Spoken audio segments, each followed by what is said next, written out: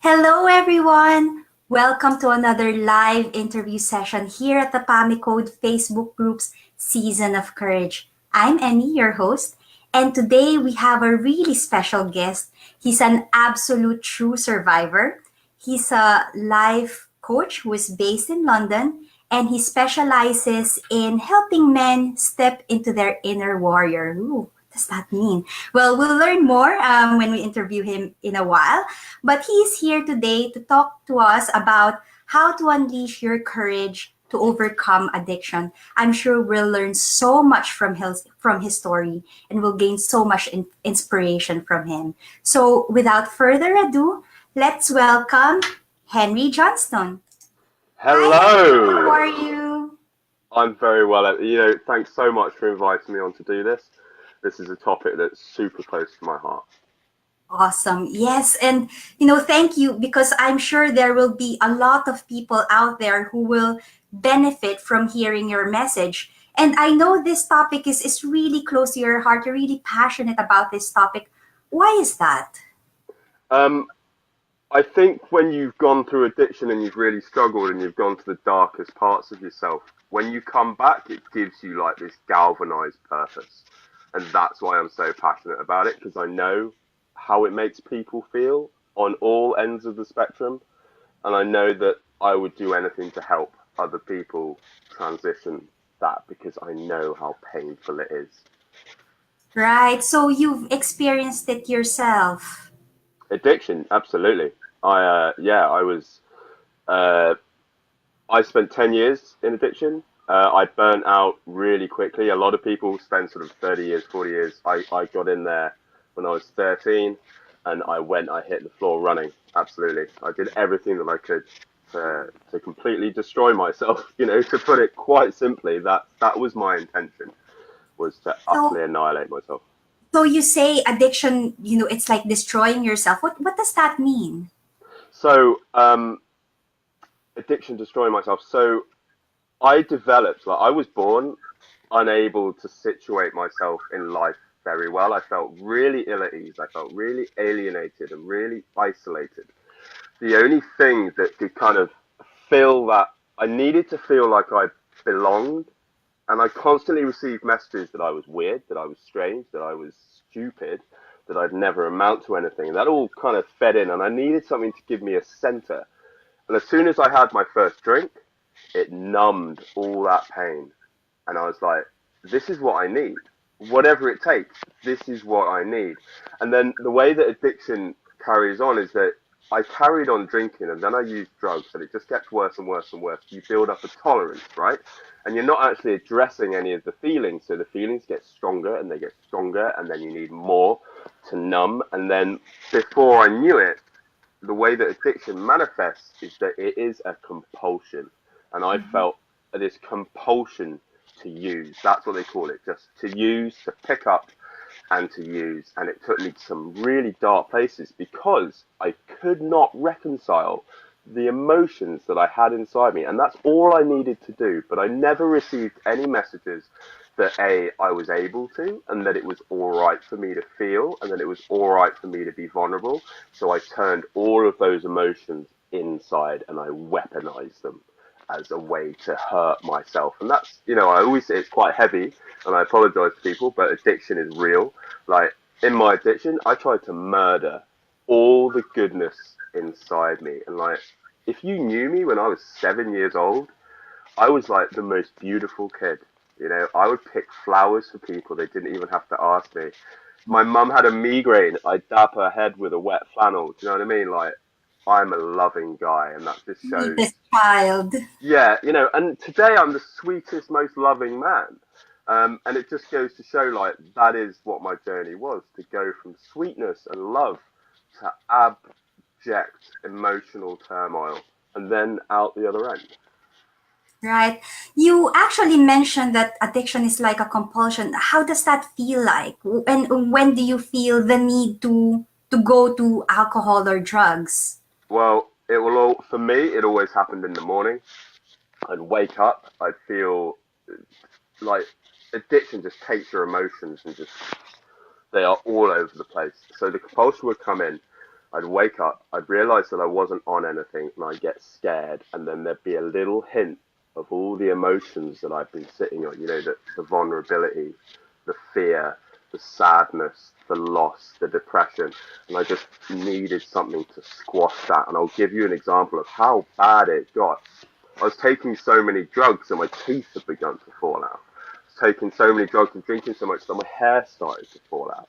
But still, like with a bloody mouth and just hair coming out of my head, I still decided that the best thing to do was to get drunk. Because I remember I used to chase that one bit of clarity, that one bit of happiness, that kind of hope. That's all it was. I used to chase hope. And in the beginning, getting drunk would give me a day of hope, you know. But bit by bit, it shrunk down, Emmy. And then at the end, I was chasing like that couple of seconds of hope. And then I'd get it, I'd lose it, but then I'd drink and I'd take drugs more and more and more and more to try and get it because I needed that hope that things were gonna be okay. Right. So, do you think that it's these emotions, these unsettled emotions that led you into this habit? Will you consider it as a habit, or Yeah. is it a physical response? Is it a psychological response? Social response? What is it? There's a lot of research done on it.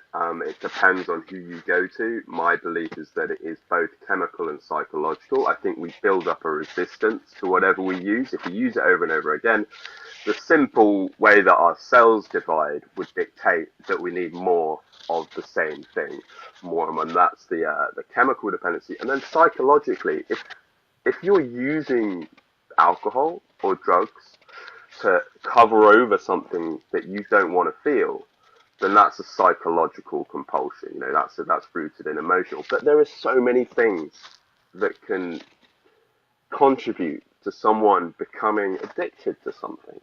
It may well be social. They may well have trauma early on in their life, broken families. Um, Rape can cause it, robbery, crime. Any one of thing that can be called a trauma can mean that someone will want to avoid feeling. And Hmm. the great way to avoid feeling is to use a substance which takes your brain chemistry and launches it off in another direction, only it's unsustainable. But my belief is that something will trigger it because drugs and alcohol numb us, and actually they make us feel good for a certain amount of time. So if someone wants to feel better about where they are, they'll use they'll use these. But the problem comes, and not everyone becomes an addict. Like there are certain people who are predisposed to Hmm. become addicts, and they're people who have difficulty feeling like they belong or feel like they're gonna be a success. If there's any doubt in someone's mind and they're struggling a bit, they're more predisposed. Or if they're born and they feel like they don't belong, like alcohol is a great substitute for belonging. As are drugs. You hear lots of people take drugs and feel like they're part of a community or they feel elevated. Because the serotonin, the dopamine goes through the roof. You feel like you're part of something far more cosmic, but it's just not sustainable. Right. So, do you think that having courage is part of the healing process? Why do you need courage to overcome addiction?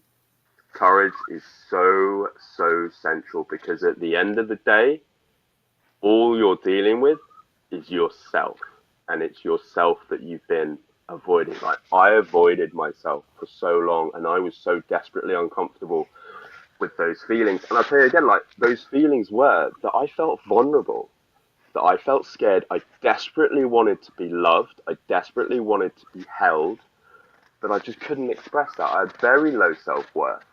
And what you're asking the addict to do or the alcoholic is to take a step back and stop blaming everything else for what's going on and have the courage.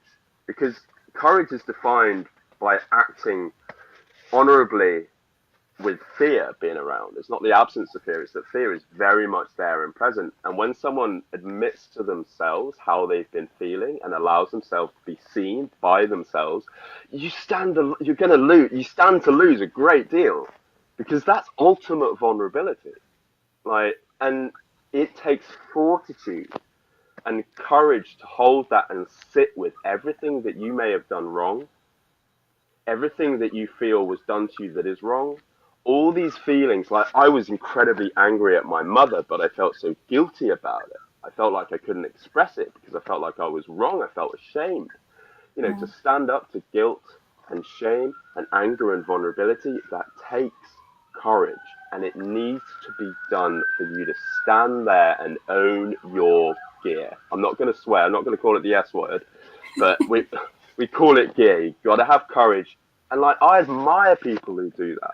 That is the most incredible thing to do. And like anyone who does that on a daily basis, who stands up, takes responsibility, holds themselves accountable, you are amazing. I agree. I mean, when you experience addiction, it is a scary thing, to actually look at yourself and see yourself in this really vulnerable position. And it does take a lot of courage to say, look, I have to conquer my demons and face this. Yeah. So, how do you build that courage to do that? Where does it start? So it starts with putting your foot down, and like it doesn't have to be like this massive dramatic moment. Like when I went into a detox unit for my last time, I just became willing to accept that there might be another way of life to what I'd been using. And that was a courageous act because I was opening myself up to a journey which was different. It was uncertainty that I was accepting I could go forward into. Um, yeah, so it's any kind of process like that. Right. So it's the courage to accept that there's an alternative. Is that Yeah, one way of looking at it? absolutely. And then you just make babies. It is all about baby steps. It is, for people who drink too much or take too many drugs, trying to build Rome in a day just isn't going to work, and it's going to put you under pressure. What you need to do is get a coach, find a therapist, attend AA meetings or other anonymous meetings. Find someone who's been there, and they will be able to help you through. And it's baby steps because the person who drinks too much and uses drugs too much is vulnerable, and it needs to be little steps. You know, I love to start with a thing of get out of bed, do a meditation. Mm-hmm. That is just to this day, I'm still incredibly impressed that I can do that. When other people do that, it's like, right, I've done that, Henry. What's next? It's like, you've done incredibly well. Let's move you forward a little bit and a little bit, and then before they know it, they've done.